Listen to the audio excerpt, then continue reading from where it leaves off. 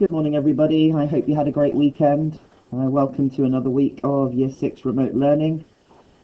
Just take a minute to pause the video and write today's date and title and work for today's lesson. So today is Monday the 25th of January, and our title is Formal and Informal Language. Come back to the video when you're ready. Okay, welcome back. I'll go over the Wilfs in a bit more detail later on. We'll start off with some total recall, so if you could write total recall down in your English books, please. We'll have a go at just apostrophes today, I think. So we've got 3 sentences here. I want you to write the 3 sentences into your English books, but I want you to put the apostrophes in where you think they're needed. The baby's bibs were all dirty. They must have spat most of their food out. My baby sister's name is Anna. Okay, so have a go at that total recall. Pause this video so you have the sentences in front of you, and then I'll show you the solutions in a moment. Okay, hi everyone, welcome back. Let's have a look at that first one then. The baby's bibs were all dirty. Okay, this is a tricky one. So the bibs, it looks like we've got more than one baby here because we've got the plural word babies. So this is hard actually. So the bibs belong to the babies. So the bibs belong to the babies, the apostrophe goes after babies. I wonder if that one tricks a lot of you. And a lot of you might have put it after the E. I don't know. Okay, they must have spat most of their food out. So we've got this contraction word here, must have, which is a shortened version of must have. And where the have is missing from have, we would put an apostrophe to show the contraction. And finally, my baby sister's name is Anna. So, my baby sister. So the name belongs to Anna's baby sister. The name belongs to the baby sister, so the apostrophe goes after baby sister. And we would just put that one there. There's only one baby sister in that sentence. So the apostrophe should have been put in this place, and this place. Well done if you got those 3 right. Okay, so we did a bit of the informal and formal language on Friday, so I'll just change that to Friday because we missed the day out. So just a quick recap from Friday then. What is standard English? Can you have a go at changing these sentences into standard English? So standard English is writing or reading or speaking in the correct, proper way. So these are all wrong, and there's something wrong with them. Okay, they don't quite sound perfect. So I go shopping at the weekend is wrong. I ran quick into town is wrong. There ain't no drink left is wrong. And I didn't do nothing is wrong. I remember talking about the double take negatives last week. So pause the video so you can look at these 4 sentences. As I said, they're all incorrect, they're all wrong. I want you to write them properly into your English books, and then I'll show you what I would have done if I had the same task afterwards. Good luck, and I'll speak to you in a minute. Okay, let's have a look at the first one then. I goes shopping at the weekend. So I might just change the colour to show that the solutions are in a different colour. So the word I is fine, obviously, capital letter to start off. I think the wrong word here is goes. I goes shopping at the weekend. It should be I go. Okay, I go shopping at the weekend. I go shopping at the weekend. Thinking about this one as well, I suppose you could have also said I went shopping at the weekend. It depends whether the person who's saying that is saying about something in the past tense or in the present tense. So go would be fine, and went would be fine as well. Alright, let's have a look at the next one then. I ran quick into town. So probably the easiest thing to do is try and spot the word that's wrong. I ran quick. It's the word quick in this one. So a capital letter to start the sentence off, but what we're going to do is change the word quick to quickly. Alright, so if you were writing or writing or saying this one properly, you would say I ran quickly into town. Alright, let's have a look at the third one. There ain't no drink left. I think it's quite easy to spot the one that's wrong in this one. It would be ain't and no, because we've got a double negative there. So what I would do is change that to There isn't, or there is not would be better, because we try and avoid contractions, don't we, on standard English. There is not, and we wouldn't say no drink left, we would say there is not any drink left. Okay, well done if you got that one right. And then I'll just show you the solution for the fourth and final one in this activity. I didn't do nothing. I did not, I'm going to change that contraction, do, and can you remember what we changed the word nothing to? That's right, everybody, we would change it to anything. I didn't do nothing should be I did not do anything. Okay, let's move on now. So, just a reminder, formal vocabulary is used when you are writing something important. It can sound very serious or posh. When might you need to write something formal? Have a little think about that question. It might be if you're writing a letter to somebody important. It might be if you're writing a letter to someone where you're trying to persuade them to do something.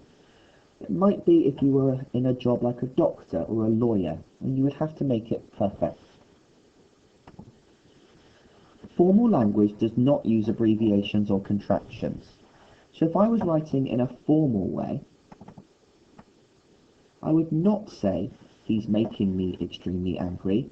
I would say, he is making me extremely angry. On the other hand, informal vocabulary is much chattier and friendlier, and it will use contractions. So if I was trying to speak to someone in an informal way, I wouldn't say, he is making me extremely cross. I might say something like, he's driving me round the bend. So I'm using a little bit of slang, and also saying he's. Using the contraction is absolutely fine in informal. Okay, so what I'd like you to do, just to see if you can differentiate between the differences in formal and informal, is just have a go at these 6 sentences. For each sentence, decide if it is formal or informal. You could write them into your English books if you want to, or you could just write the numbers 1, 2, 3, 4, 5, 6, and then make your decision if it's formal, if it's, quite serious, quite posh, and it sounds proper and standard English, or informal. So I'll leave this on the screen. Make sure you press pause, you have them in front of you. Some of them are formal and some of them are informal. Give it a go, and then we'll move on in a few minutes. Right. You can't come with us. Now, something I've spotted on this one is it has a contraction. So it wouldn't be formal, because when we're writing in a formal way, we avoid contractions, don't we? So for this one, I would say informal. We really must hurry, though. It's absolutely fine. That is formal. This is unacceptable, mother. It's also formal. Pop along to the office. Just saying pop along, it's quite informal, isn't it? If you're telling someone to pop along. Quite a slang sort of way of talking. So yeah, definitely informal for that one. Stephen's got some new wheels. Well, in this case, Stephen's is a contraction for Stephen has. So we don't use contractions for formal, so it must be informal. And the final one is, I need to find some money. And this is written absolutely fine in a formal way. So we've got 3 informal sentences and 3 formal sentences. Why don't you put your score out of 6 next to that one? So when you send a photo into your teacher can see how you got on with that activity. Okay, let's see what's coming next. Okay, so here are your tasks for today, and I'll put them on the screen and make them as big as possible for you. What you're going to do for bronze is you're going to match the informal and formal phrases together. For silver, you're going to choose the correct word to complete the sentence. And for gold, you're going to rewrite 2 letters. One of them is going to be a very, very posh, very serious formal letter, and another one's going to be a more chatty, friendly, informal letter. So you've got to use the correct register, the correct tone of voice. Okay? So, this is the bronze activity. We've got some phrases up here. Say sorry, put up with, make up, rich, kids, look at, keep, bring about. and you can pair them up with some phrases down here. So, for example, say sorry is an informal way, and there would be a formal word that means say sorry down here. And you can just write them together as a pair. So say sorry, would that be examine, children, wealthy, retain, apologize, tolerate, fabricate, cause. Okay, so they're in pairs. And if you have a go at that, send the photo in to your teacher and they can see how you got on. So if you're going to have a go at bronze, pause the screen now, or you might want to keep the video playing and have a look at silver. Okay, here is today's silver activity. Let's see what it says. I'll just move it down a little bit for you so you can see number 8 really clearly. Choose the most formal word or phrase for the sentence. So I'm going to underline the word formal there, just to remind you. And there are 8 sentences to do. The man had a lot of money, he was wealthy.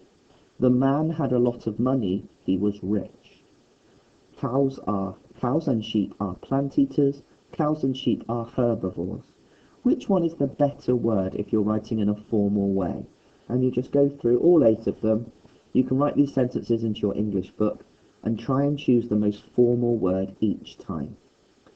Okay, pause the video here if you're going to have a go at silver, or keep the video playing if you want to have a look at the gold task.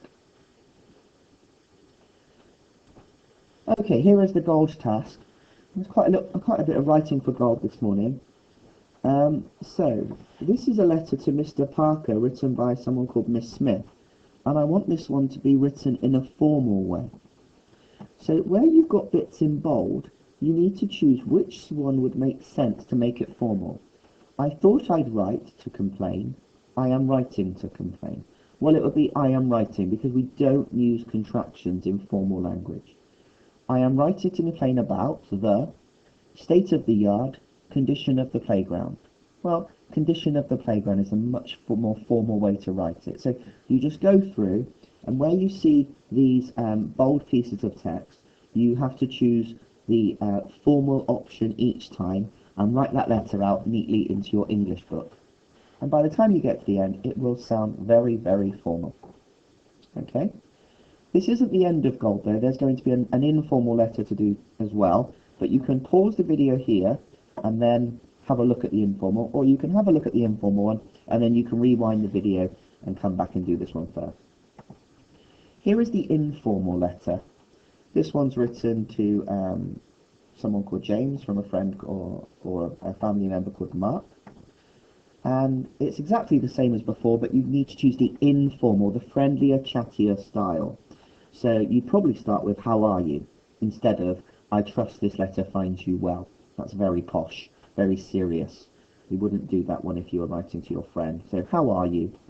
And then you do the same thing. I've been, and you would choose dead busy or extremely busy. And remember, you're writing to a mate. You're writing to a pal. So you're going for the informal, friendlier, chattier style each time. And you just write that one out, choosing the correct option hopefully each time. Alright, so if you've looked at gold now and you thought that's a bit tricky for you, you can always rewind the video back to bronze or silver.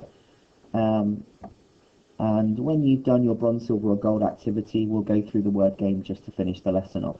Okay, so come back to me when you're ready.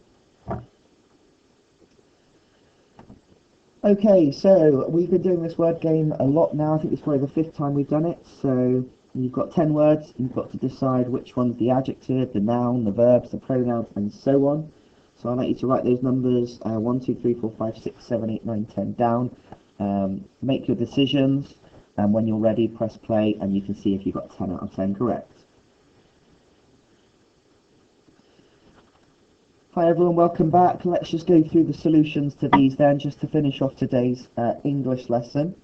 So I'll do them in order today. So if you earn money, it's what you're doing. So earn would be a verb. An verb. A verb. Okay, Rachel has a capital letter, someone's name. It's a special type of noun called a proper noun. Might just move these ones over so you can see that. Make this a little bit smaller, it's taking up a lot of room. Okay, the next word is the. The is a small word that could be put in front of a noun, for example, the cat, the apple, the ruler, and we call these words determiners. Ooh, so the is definitely a determiner, quite a common one.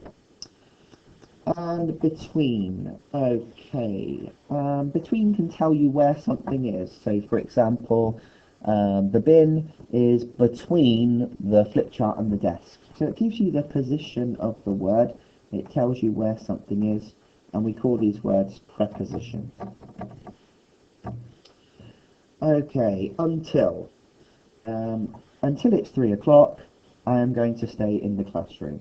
So until could start the subordinate clause, therefore it can be used as a subordinating conjunction.